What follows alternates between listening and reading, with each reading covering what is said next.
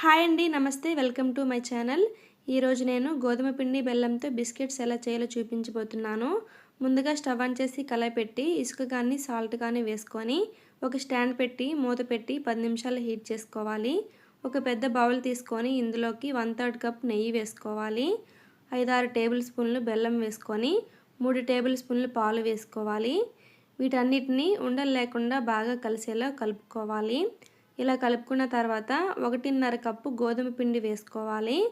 గోధుమ పిండి వేసుకొని బాగా కలిసేలా కలుపుకోవాలి. చపాతీ ముద్దలా ప్రిపేర్ చేసుకోవాలి. ఇలా కలుపుకున్న తర్వాత ఒక చాక్ బోర్డ్ తీసుకొని దీనిపైన బాగా స్ప్రెడ్ చేసుకోవాలి. బిస్కెట్స్కి మరీ సన్నగా స్ప్రెడ్ చేయకూడదండి, కొంచెం మందంగానే ఈ విధంగా స్ప్రెడ్ చేసుకోవాలి.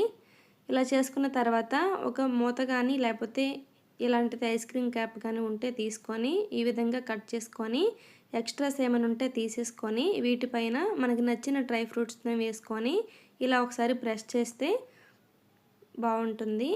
ఇప్పుడు వీటిని పక్కకు తీసుకొని ఒక ప్లేట్లోకి పెట్టుకోవాలి.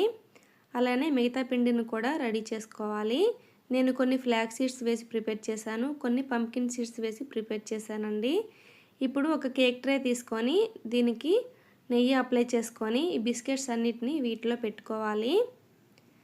దీనిలో పెట్టుకొని హీట్ అయిన కళాయిలో ఈ కేక్ ట్రేని పెట్టుకొని 25 మినిట్స్ బేక్ చేసుకోవాలి. అలానే నేను ఎయిర్ ఫ్రైయర్లో కూడా బేక్ చేశానండి.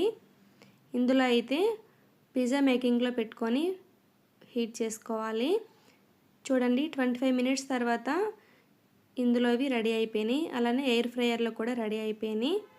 ఇంతేనండి, క్రిస్పీగా చాలా బాగా వచ్చాయి. తప్పకుండా వీడియో నచ్చితే లైక్ చేయండి. ఎవరైనా ఫాలో చేయకపోతే ఫాలో చేయండి friends. Thank you for watching.